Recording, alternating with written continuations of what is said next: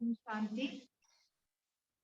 I hope I am audible, visible. Both the things are all right. If not, please let me know.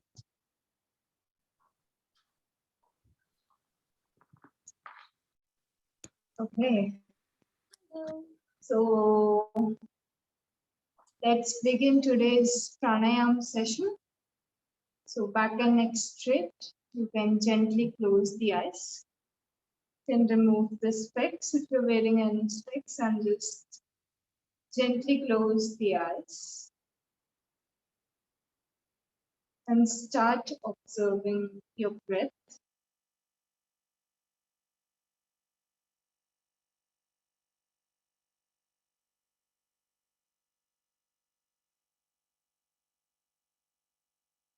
Watch the natural flow of your breathing.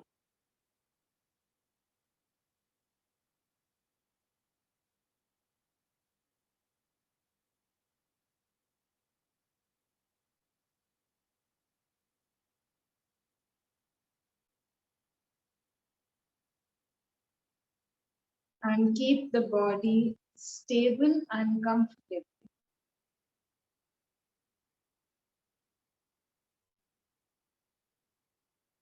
Make sure that your body is aligned.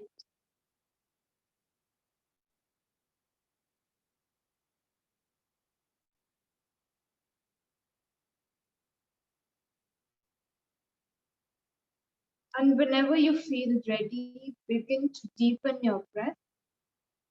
Go for slow, long, and deep inhalations. Slow, long, and deep exhalations.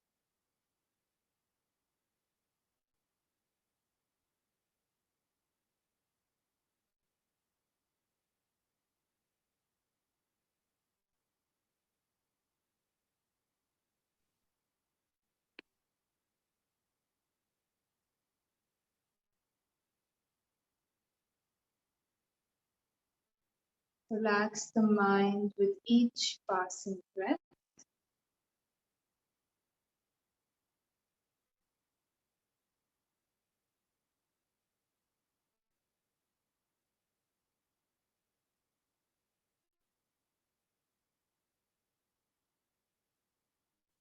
We'll chant Om one time, followed by the Shanti mantra. Inhale deeply for Om.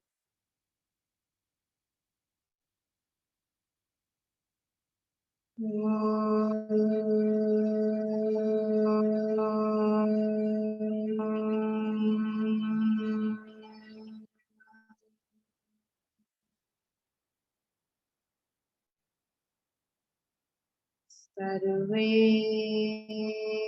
bhavantu sukhinah.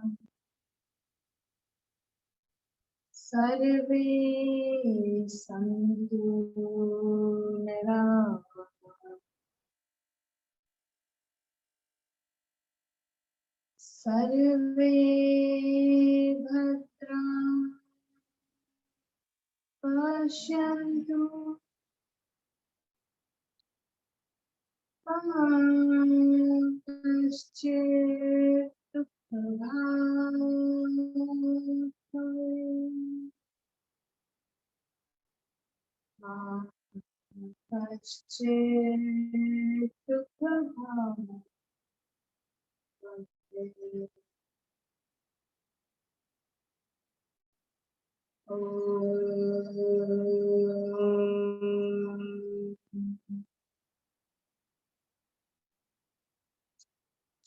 Shanti, Shanti, Shanti.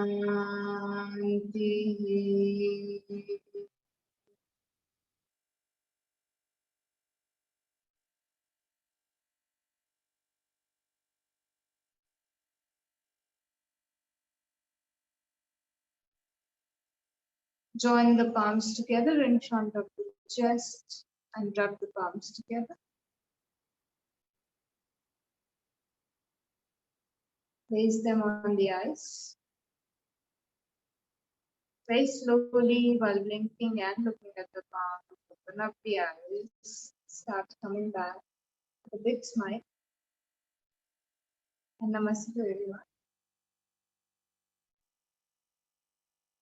Let us begin today's session, Pranayam session. So, in the previous classes, we have covered everything related to the basics of pranayam, what pranayam is, what prana is, and, what is the relevance, the importance of pranayam. We have covered all of these things, and we have also started our journey where we are, we have stepped into certain pre-practices. So before you step into pranayam, there are certain practices that you work on in order to gain more control over your breathing and in general to correct your breath pattern.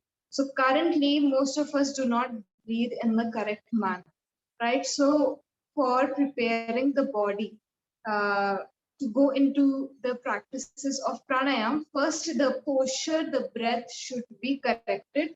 The system should be trained in such a way that the breathing, it comes to the right or correct manner, right? So most of us, because of various stressful situations in our life, the breath gets affected very easily and very quickly, right? And we do not breathe correctly because of that. Okay. So in the previous class, we did abdominal breathing, which is actually the correct way of breathing. And throughout your classes, you have to maintain this practice, right? Because the better you, the more you perfect the pre-practices, the better your pranayam will. So pranayam is just, changing the way in which you inhale and exhale, right? But if your inhalation and exhalation is not correct, it's not done properly, then you won't be able to practice the pranayam properly, right? So these pre-practices are main. Even though these are your pranayam classes, I would still emphasize that the pre-practices are the main thing, and all of the other things will come very naturally and automatically to you if you, train your breathing in the pre-practices correct. All right. So today, before we begin the practices of pranayam in general, there's certain things that are, required for the pranayam practitioner. The pranayam practitioner should know these things, like when you practice asana, your asana teacher tells you, okay, you have to be empty stomach. Okay, you have to wear loose clothing, all of these things. So similarly, there are certain general notes for a pranayam practitioner as well. And today we are going to discuss that, and then we are going to practice thoracic breathing today. We're going to focus on the chest region. So we'll do this one by one. So first, let me begin with the general notes that you need to keep in mind before you go into the practices of pranayam. And again, all of these things are going to contribute to your pranayam practice more than you think. Okay, so try to incorporate as many as you can, right? So when we talk of the general notes for a pranayam practitioner, the first thing that comes up is the contraindications, right? When we talk of contraindications, we are basically referring to people who cannot practice pranayam, right? And even though from one practice to the other, this is going to vary. Depending on the breathing technique, the way in which you are breathing, this is going to vary, and I will cover that in depth with each pranayam practice. But overall, generally speaking, there are certain people who should not practice pranayam. And in that category, the main thing is when you are ill, right? When somebody is ill, then pranayam practices should not be done. All right. So all the pre-practices that we are doing, you can do that when you are ill. But pranayam cannot be performed when a person is undergoing some condition, right? So suppose I have fever, okay? So if I get fever, if I practice pranayam at that point of time, it will not be correct because my entire energy is focused on fighting whatever has entered my body. right? And under those circumstances, the entire energy is focused over there. So if I try to regulate the energy in the body through my breathing, you know, my body will not be able to focus on that function correctly, right? So when you are in the middle of a disease, do not practice pranayam. Of course, each and every pranayam will help you, will have a therapeutic impact if you are going through something. But when you are in the middle of it, practicing pranayam is not a good idea. At that point of time, you can go for pre-practices like abdominal breathing, which we covered yesterday. And today also, the breathing we are covering, it's also quite important and can be practiced, right? Be very careful with anybody who has any heart conditions, because when you are working with the breath, it is going to have a direct impact on the heart, right? So with each practice, again, I will be telling you, but overall, generally speaking, people with heart condition, you have to be very careful. You have to give them constant guidance, and you have to be there in, like, you have to be present over there when you are teaching them and taking them through the process of pranayama, right? Like asanas, pranayam, again, I'm telling you, it's the next practice, it's the next level of asana practice. So it goes deeper, right? So it impacts you deeply. Yeah. So heart patients, be very careful, be very mindful. Yeah. Always consult a very competent teacher when it comes to heart related things, right? Then next thing, which is very important, is the time of practice. So next point for us is discussion on the time of practice. So now this time thing, it catches a lot of attention, and we are generally intrigued by it. What is the perfect or right time to practice pranayama? So for a beginner, early in the morning or after sunset, or during the time of the sun setting and during the time when the sun is rising, these are two very good times to practice pranayama for us. Yeah, for yogi level, that is very advanced level. So we are not going to discuss on that. But for us, we are going to see what is most suitable for us is either early in the morning when your mind is really fresh, your stomach is empty, right? And there are no distractions. Yeah. Best thing about morning is no noise, no distractions. So very ideal time to practice.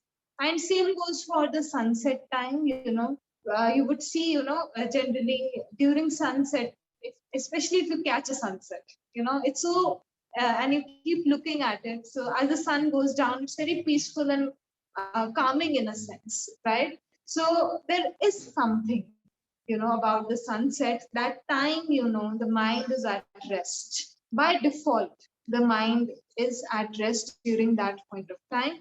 Yeah. So it is an ideal time to practice pranayama. Once, just make sure your stomach is again empty during that time. It's a very good practice to fix the timing of pranayam. Like any other habit, if you fix the timing of your pranayam practice, it is going to aid you to give you that motivation to practice pranayam at that time, right? So make sure that you fix a timing when you are doing pranayam, right? Next thing is the place of practice. Again, something which is very important. So I don't know why these things are not discussed a lot, but the way in which you set up your space is so important. Uh, the way, the color of your yoga mat, it really reflects. Like I personally have seen this thing. The color of my yoga mat really reflects who I am, right? So I really believe that it's important to set up your space. If you like candles, you can go ahead, light few candles and turn off the light. If you love plants, get some plants in that room where you are going for any yogic practice. I'm talking of pranayam, but you can apply this to other practices as well. Set your space. Yeah, it's going to give you that, it's going to give you a trigger in your mind that as soon as you enter that space, it is time to practice. So as important as the time is, that level of importance is also given to the space of practicing pranayama. Set the space as per your liking, right? Try to keep plants around you, because again you are working on the breathing. So there are certain plants which cleanse the air, and they are indoor plants. So you can definitely get those. And apart from that, just make sure that the space where you are practicing, especially breath work, the ventilation is good. Okay, so if it's like a cramped room, or there is no window or there is no ventilation, it's going to be a little bit harder for you to practice that same thing. So set your space accordingly. Choose a corner in your home, or a space, a room in your home where it is dedicated to all of these practices, right? So it doesn't matter if you have a room or a space in the room, but try to keep that energy over there. So don't do any other thing, right? So don't sleep over there. For example, when we take shavasana, we end up sleeping. Yeah, it's very common. So don't sleep over there, because sleep, when you sleep, there is some energy that you create during that time, right? So in your yoga space, try to, do as much practice, and you will see this thing, it's the everything is going to catch that energy the more you practice, right? So you will see that difference. So never share your mat. Again, don't share your mat with anyone. Keep your mat to yourselves, right? So take care of these little things, and you will see how you progress in your practice very quickly because of this, right? So then the place of the practice is also discussed. Now let's talk about the bath, because that is another very talked of topic, that after practicing pranayama, when should I go and take a bath, or should I bathe before, should I bathe after? So of course it is always good to when you wake up, when you take a bath, the blood circulation in the body happens in such a way that you remain awake. So if you are able to do that, wake up and take a bath before your practices, again it's a great thing. But in case you do not fall in that category and you want to bathe after, so take a gap of 15 to 20 minutes minimum before you step into the shower or go and take a bath. Why? Because when you work with the breathing, the temperature of the body is also regulated, right? And you need that time gap in order to have the body come back to the normal temperature before you can step into the shower or go and take a bath. All right. So bathing either before or after, take this gap. Same goes for the restrictions for food. So again, as soon as you eat your food, all the energy rushes towards your stomach, and uh, it's totally aiding the digestion process of the body, right? So if you eat immediately after the pranayama practice, once again, first thing, your body needs to be at the normal temperature. So give it that time. And second of all, if you immediately eat, all the energy that you have gained back from your yogic practices, yogic practices will never drain you. They will energize you. So all that energy is going to go rushing in towards the stomach, and you're going to come to back to where you started, right? So you want to take advantage of all the yogic practices that you do. So make sure that you give that kind of gap when you are taking food. Before pranayama, if we talk, early in the morning, if you're practicing, there is no problem, because you don't wake up and immediately we don't have a meal, right? So you will be empty stomach most of the times when you are waking up in the morning, right? Or you can take lukewarm water and mix honey. If you feel really weak, what you can do is take lukewarm water, mix honey, and drink that before your practice, right? Early in the morning, if you feel that thing. Or if you're practicing, choosing to practice in the evening, then make sure there is a gap of 3 to 4 hours, right, before you practice pranayama, right? So that digestion has taken place, right? And your body is now prepared. Immediately after eating, we all feel like sleeping, right? So you have to give that space to your body so that digestion can take place. Again, if you practice pranayam immediately after eating, the digestion will not take place properly. It's going to hamper the digestion process, right? And we don't want that. We are working towards making the body healthy. Why would we want the food to not get digested properly, right? So don't go running in the opposite direction. Try to maintain these time gaps, right?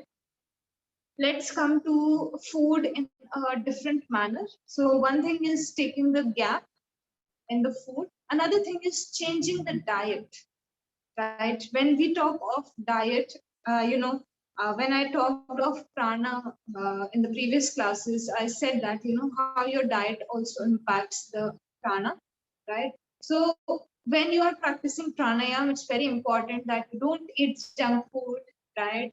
So don't order in, don't go for food which has low, nutritional value. Generally, having a balanced diet is the best way for you to proceed when you are doing any yogic practice, and especially pranayama. So don't order junk food, don't eat bad food, do not, consume, try to avoid tea, coffee. All this kind of food is going to get in the way of your practice. So it's like you are at level 0, you want to go till 10, but if you take tea or coffee, you will go to negative 10, right?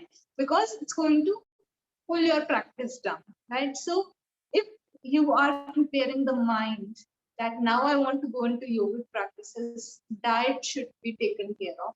Otherwise, adverse side effects can be seen, right? So then you cannot blame anybody else, right? That you were not taught well, or the technique was not okay, or the technique doesn't work at all.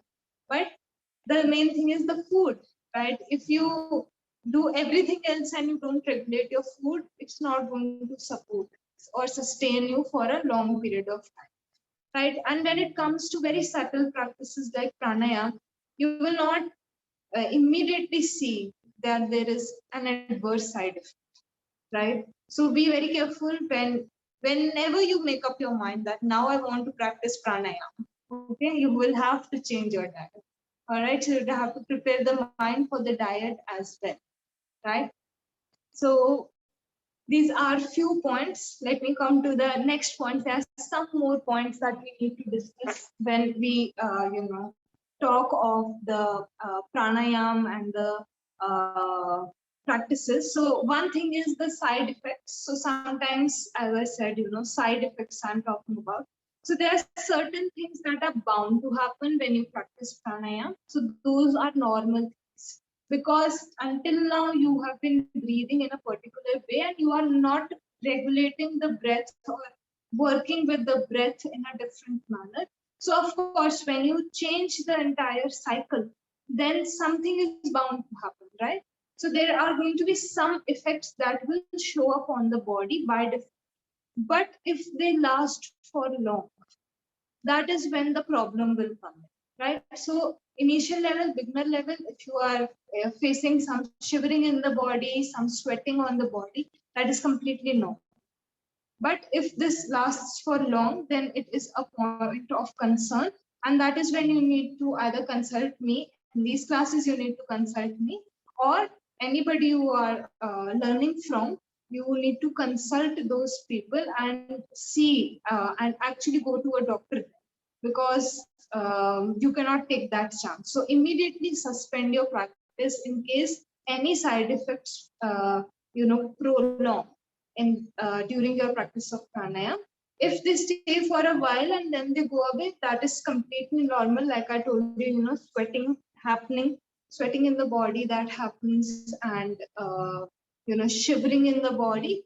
These are the normal effects, right, of the pranayama. Let's come to the sequence. I will not take much more time when it comes to the general things, but these things I'm only clearing today. After this, we are only going to do the practices, so don't worry about that. Only today I'm taking the time in the beginning few classes. I take the time to emphasize on certain things which are really important when it comes to practices. So sequence, when we talk of the sequence, pranayam should always, always, always be practiced after asana. Okay. If somebody is making you practice pranayam before asana and after that they are making you practice asana, then it is wrong. It is a wrong sequence, right? There are these breathing techniques that you can do before asana, right? Like right now, whatever you will learn, you can do before asana. But as soon as we step into the practice of pranayam, it always has to be done after asana.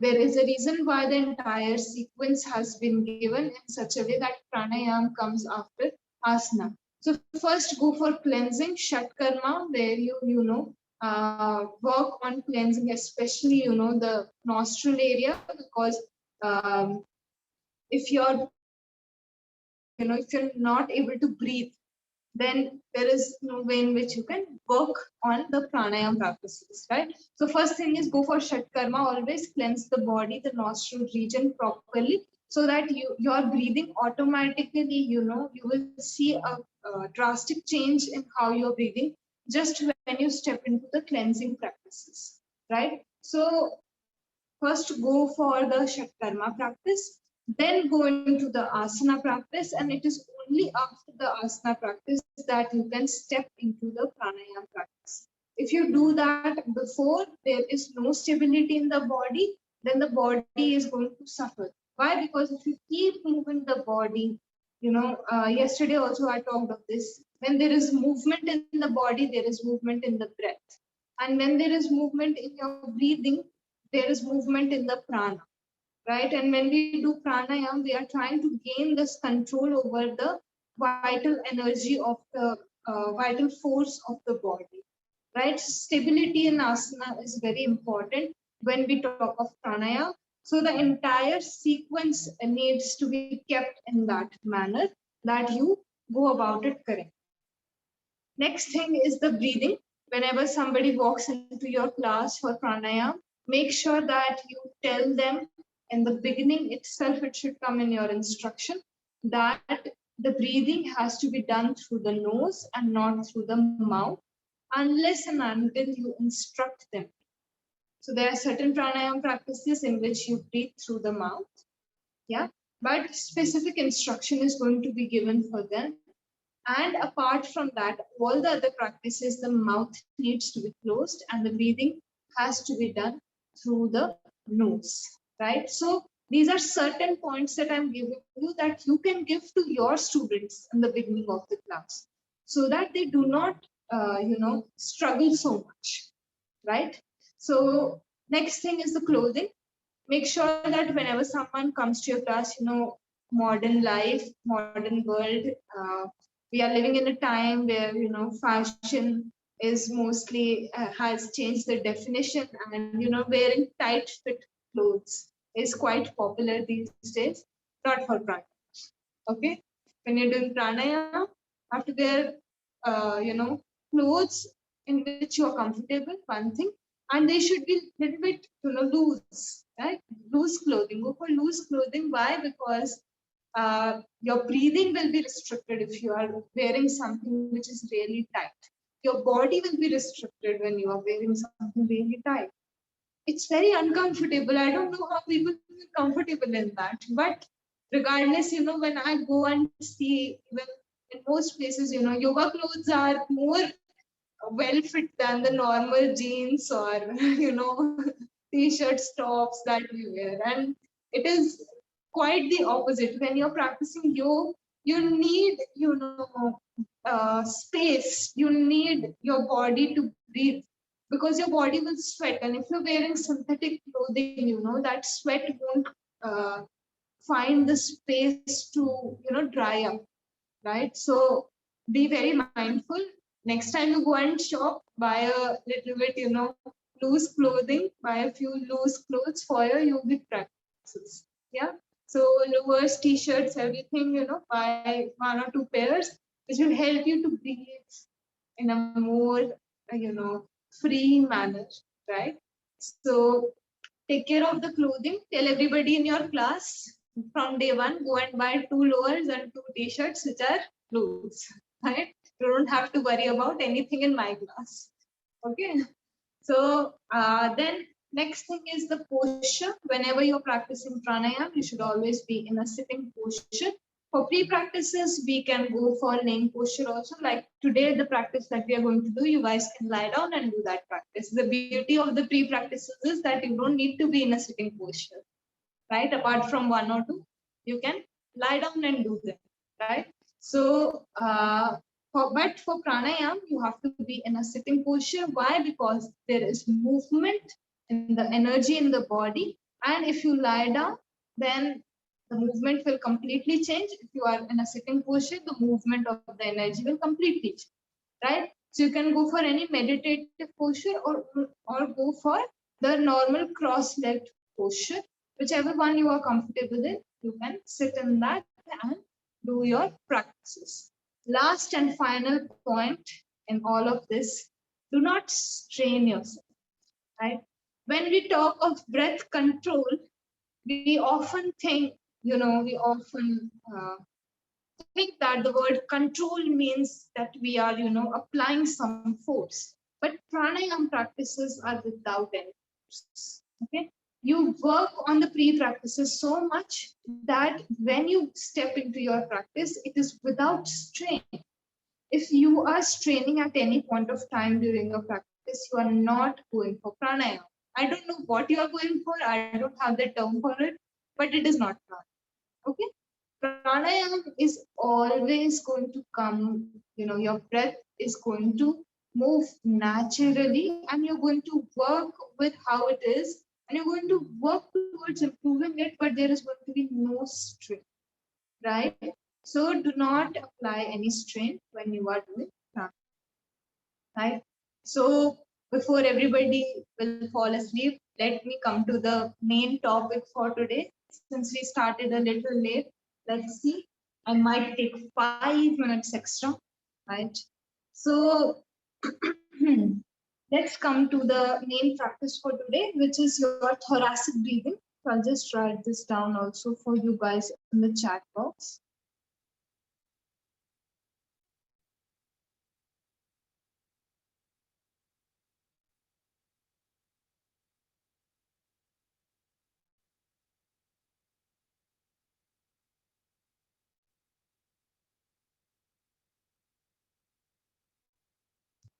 Thoracic breathing, or very commonly known as chest breathing also. So we are going to, yesterday we did abdominal breathing, where as we inhale, the abdomen should move out, and as we exhale, the abdomen should move in, right? So this is the next stage, or I can say the next part of that breathing, because we're going to combine this pre-practice breath work as well in the future classes. So thoracic breathing is, yesterday I told you, the chest has 3 lobes, and we are mostly doing chest breathing throughout our life, because the full breath we lose it at some point of time. So children go for abdominal breathing, but at some point of time when we get very stressed, we switch to the chest breathing and then we never come back to the abdominal breathing, right? So as adults, our first task is to come back to abdominal breathing. But this section of the breathing is also very important, because the middle lobe of the lung, right? So the lungs are divided in 3 lobes. So the middle lobe of the lung, that is properly oxygenated when we go for this chest or thoracic breathing.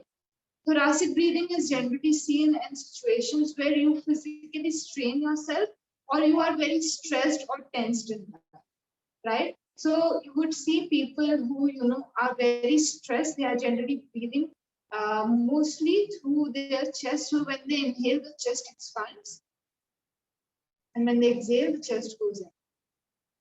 So only the middle lobe of the lungs is oxygenated through this practice. And it strains more than the abdominal breathing. So initially you will feel that abdominal breathing is more like it's straining or draining you out more. Why? Because the posture is not correct. But actually abdominal breathing is the easiest way to breathe, and chest breathing is the body's response to either stress or when you go for running or some physical activity, when you switch to chest breathing, because you are able to gain oxygen quickly through this method, right? But it strains the body out much more than the abdominal breathing, all right? So for most people, what happens is when they go through a stressful situation and it has passed, they forget to change their breath pattern. So in stress, it is important, all right? I'm feeling very stressed, so the body, the functions of the body change, heartbeat changes, breath changes. So in that case, chest breathing starts, which is all right for that moment when I am stressed. But it has been seen that most people, even after the stressful situation passes, they breathe through their chest and they never come back to their abdominal breathing, which leads to the accumulation of more and more stress. So when you breathe through entirely through the chest, right? Then the blood, the oxygen, the flow of the blood, the oxygenation of various body parts, it also takes place in that same manner, right? So it's going to require a lot of strain for the body to go through the chest breathing, but it is still all right to practice because right now we need to strengthen and gain control over it. So these three practices are there to strengthen your system, yeah, strengthen the muscles and to gain control over the breathing, right? So if I'm mentioning stress, that doesn't mean I'm putting you in a stressful situation and I ask you to practice thoracic breathing. No, I'm asking you to work on all of your breaths, right? So part by part we are working on all of them. So very simple technique for thoracic breathing. When you inhale, you're going to expand your chest properly, right? Properly. And when you exhale, you're going to just let the chest fall down as much as possible. Exhalation is the reason why the inhalation can take place properly. So be very careful. Don't, inhale too much and then exhale improperly or in an imbalanced way. Try to balance your inhalation and exhalation.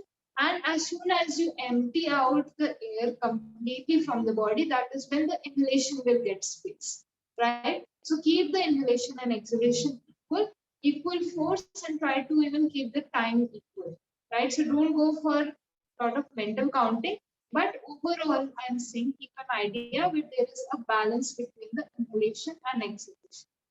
Any doubts in the technique of the pranayam? Pre-practice of pranayam with thoracic breathing? Any doubts? If there are no doubts, then we can, I think, directly step into the practice. So today we are going to do a combination of both. First, we are going to do abdominal breathing. We are just going to place one hand on the abdomen. As we inhale, we'll expand the abdomen. As we exhale, we'll contract. First few minutes, we are going to do this. And then we are going to take the hand up, place it on the chest, and do the same process. As we inhale, we're going to now expand the chest. And as we exhale, we're going to contract the chest, right? This is the first two techniques that we have done, right? So let's sit up on the mats, right? Let's sit on our mats. If you feel like lying down, feel free to lie down. And whenever you feel ready, just gently close your eyes. You will now just observe your natural breath.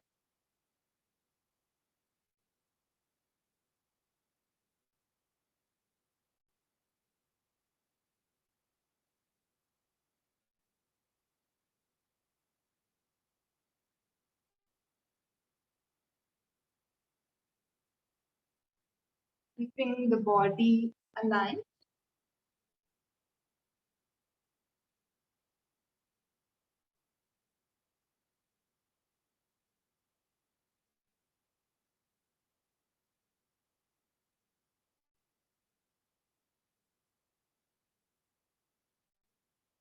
And the mind completely focused on the process of breathing.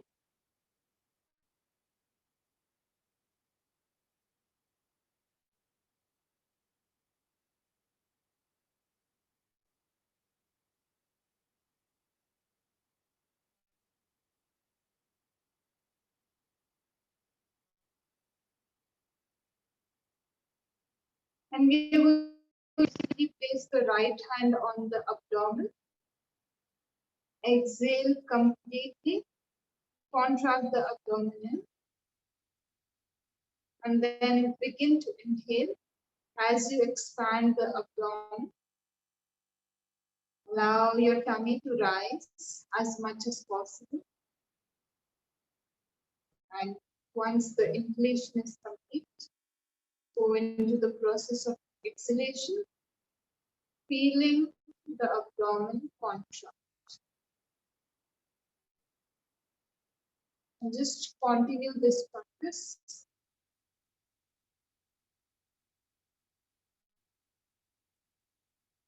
Keep the mind focused on the movement of the abdomen as you breathe.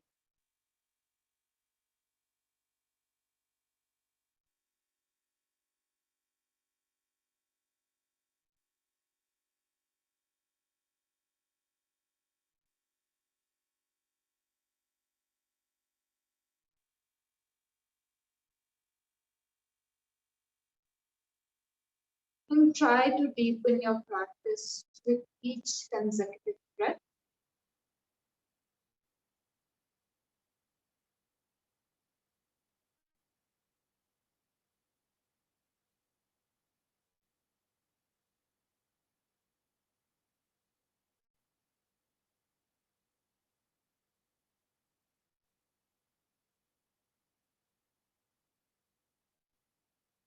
Inhale abdomen now. And exhale abdomen.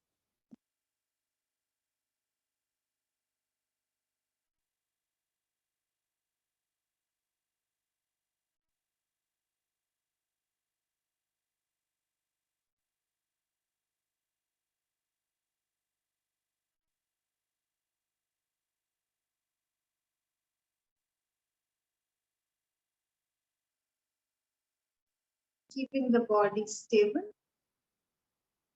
and the mind fixed on the breath, on the movement of the abdomen.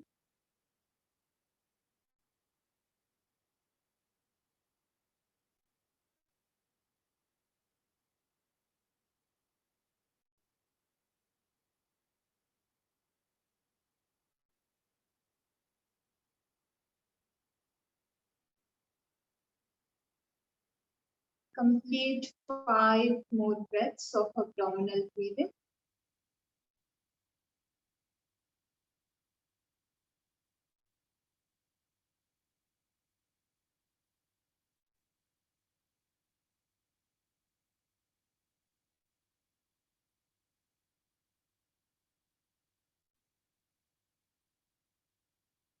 And then you can just relax your right hand on the knee and observe the natural breath.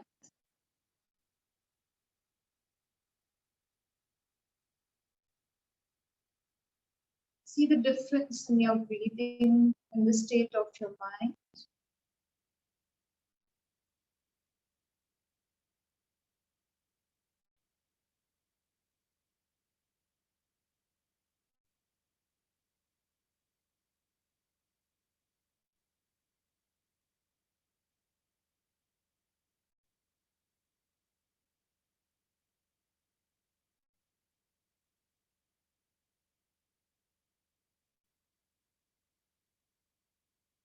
And prepare yourself for thoracic breathing.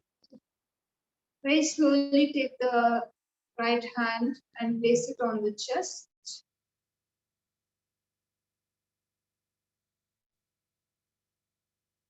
Exhale completely. And as you begin to inhale, expand the chest.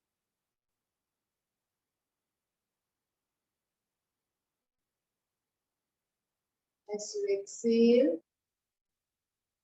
let the chest fall down.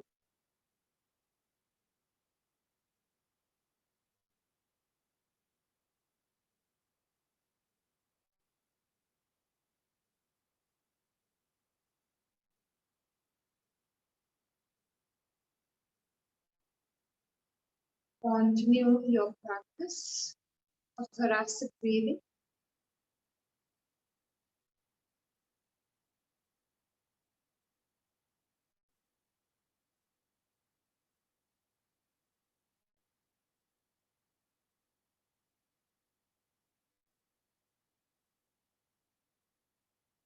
Keeping the mind completely absorbed in the movement of the chest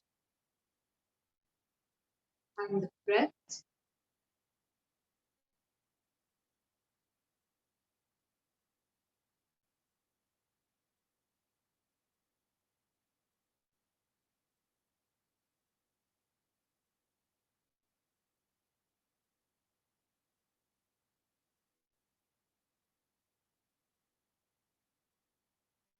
Complete 5 more breaths.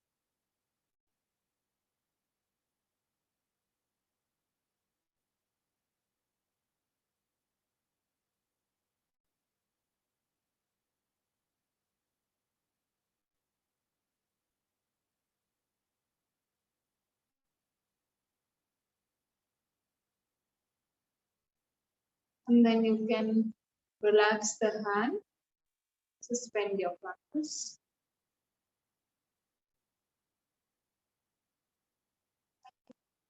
Just observe the natural breath.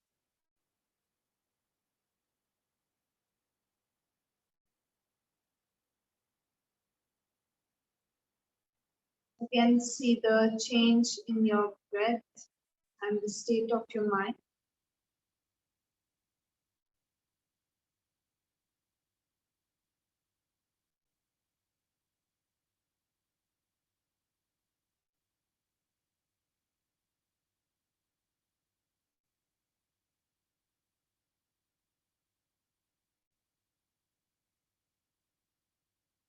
And just see how it is different from abdominal breathing, how thoracic breathing was different from abdominal breathing. Just a mental comparison of your own experience. Which one was easier for you? Which one was harder for you?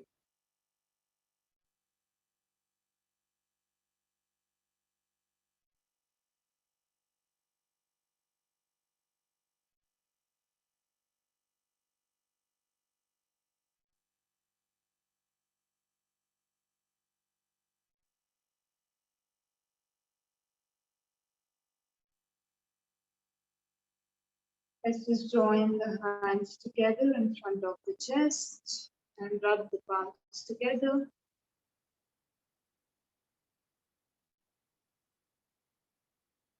Place them on your eyes. And when you feel ready, very slowly start moving your hands, and while blinking, looking at the palms, you can open up the eyes. So both of them, you would have observed very closely, both of them are very different, even though, but just changing, you're taking the same breath in, same breath out, just slightly changing the portion that you are utilizing in the body. There is a vast difference between both the practices, how they make you feel, right? So as you go deeper into your practices, you will be able to see this much more closely. Yeah. So are there any doubts that I can take, anything that I can address related to whatever we have discussed today? Any doubts, any queries? Yeah, we take like chest breathing while we are like stressed or anxious or something. So that's the kind of breath we get when we are anxious. So why we are doing the pranayama on that breath, which will make the anxious kind of feeling. No, I didn't get the feeling like that's when we change the breath to this chest breathing when we get anxious or stressed. So why are we practicing that breath? See, What's the it's benefit? the body. So, like when I was telling you also, I was saying this thing only that don't feel as if, by breathing uh, in the chest, like when we do chest breathing, don't feel like I am inducing stress, right? It is the body, when stress takes place, the body reacts in this manner. But when we are consciously practicing this thing, when we are putting in conscious effort of practicing thoracic breathing, one thing we are strengthening the muscles of the, the and the lungs, right? And we are right now, even chest breathing is not very good. So you would have seen people who face anxiety, especially anxiety. I will talk of this. They feel a lack of breath. That means that even chest breathing is not taking place properly at that point. Otherwise they would not have felt a lack of breath. They feel as if they cannot breathe. Anybody who has undergone a very high level of stress or anxiety, especially panic attacks, they feel as if they cannot breathe. So in that case, they're not even able to utilize the chest. So when you do the chest breathing, you are opening up the chest and trying to reach its maximum capacity, like when you do backward bending, but thoracic bending. So when you do the exercises which, expand the chest, like, this pose, especially when, or when you take the hands back and expand the chest. So that doesn't mean that, you are straining the chest. You are opening it up. There is more scope over here. So even this breath is not proper for us right now. So we're trying to, strengthen the system, overall system, when we are doing thoracic breathing, and we are trying to, take the gain control over the breath. So when you are moving a particular body part while you are breathing, you are gaining more control over it. So both these things are happening. But at the same time, it is no coincidence that it does happen during stress. And that is when, whenever you guys are stressed, this is a very important piece of information. Whenever you are stressed, you now know you are breathing through the chest. So you immediately switch back to abdominal. It will reduce your stress. It will help you, right? So this thing is going to help you more than, create a stressful state for you. This is how it is different from stress when we are doing it in the pranayam. Okay, thank you. Any other doubts from anyone? All right. So if there are no doubts, it is already time up for you, and then you have meditation also. So enjoy this gap that you have in between. And I will see you all tomorrow for philosophy. Om Shanti to everyone, and bye-bye. Thank you. Bye. Bye.